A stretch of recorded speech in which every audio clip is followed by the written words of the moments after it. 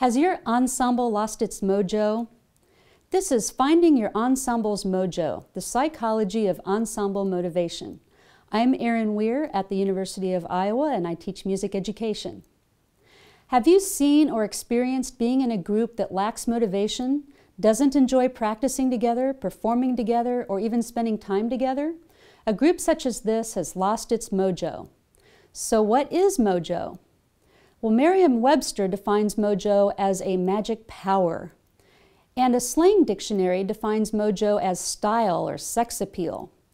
But the Urban Dictionary best serves our purpose with this definition: self-confidence, self-assuredness as in basis for belief in oneself in a situation, especially in the context of contest or display of skill, such as going into battle.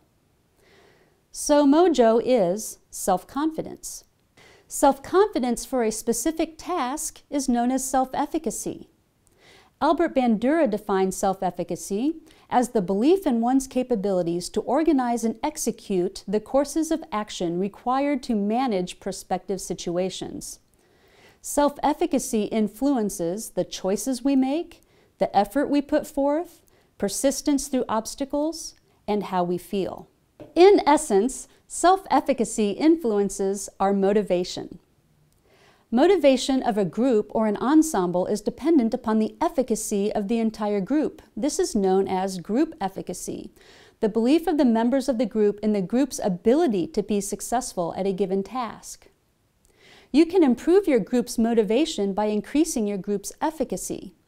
There are 4 areas that contribute to group efficacy: mastery experiences, social persuasions, vicarious experiences, and physiological states. Mastery experiences can be explained as, I've done this before, so I can do it again. Or, I've never done this before, and I don't know if I can.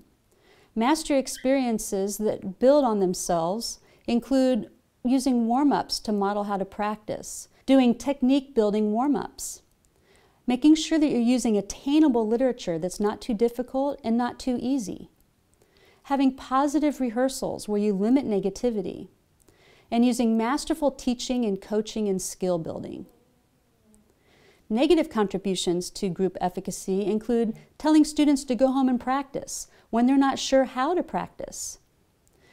They include setting students up to fail by giving them music that's too difficult and exercises that aren't attainable. Setting goals too high and putting the weight of competition on students' shoulders can also reduce group efficacy. Expecting students to do what they haven't learned yet can also reduce group efficacy. Social persuasions include, people say I can, so I can. Positive social persuasions only work well when combined with a positive mastery experience. Think about if someone said to you, I know that you can be a great tuba player, when you don't sound good on a tuba, or when you aren't able to make a sound on a tuba. Without a mastery experience accompanying the positive social persuasion, one doesn't believe what one is told. Unfortunately, negative persuasions don't have to be true to hurt. Negative social persuasions are very effective even when they aren't true. A negative social persuasion could be a message of, you guys don't sound good today. There's no way you guys are going to win unless you work harder. There's no way we're going to get through the concert unless you try harder. Or if you don't go home and practice more, then we're not going to be successful. Those are negative messages that don't give students the belief in themselves that they could be successful. For vicarious experiences, people I relate to can, so I must be able to. That relates to a positive vicarious experience. A negative vicarious experience would be, no one I can relate to can, so I don't think I am able to. Vicarious experiences are the same things as having good role models. They only work if it's a role model that one can relate to. A small program needs to see a small program succeed before they believe that they can. Or a new group, say starting a jazz band, needs to see another school jazz band to believe that they can be successful. Telling students to just try improvising without providing models and vocabulary can set them up to fail. And another example of vicarious experiences lies in the gender issue.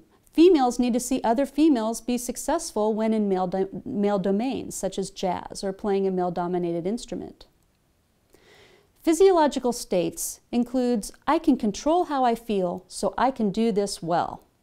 Or, I can't control how I feel, so I don't think I can do this very well.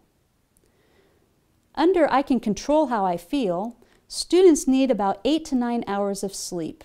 So often during competition season, when students are stretched between activities and sports and music, they're not getting enough sleep. This pulls on the body, this gives stress to the body, and it makes them more unable to handle the stresses of performances.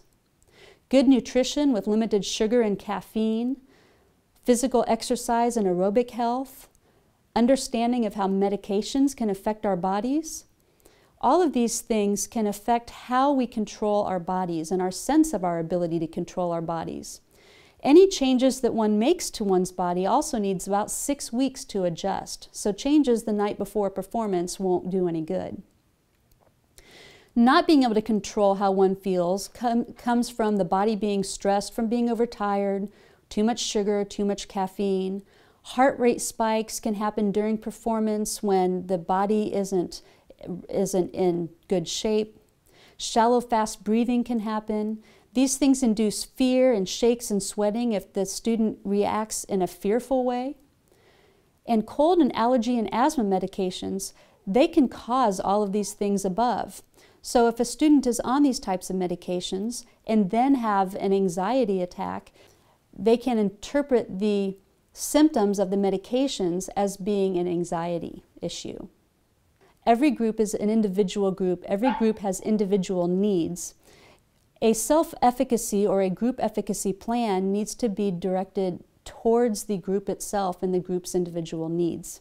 Building your group's belief in their ability to be successful can improve their motivation to learn. It can improve their motivation to perform and spend time together and have a positive experience in the rehearsal room as well as on the stage. Group efficacy can be learned, it can be taught, and you can, as a master teacher, you can put these ideas into your lesson planning. I encourage you to look at the documents that accompany this video.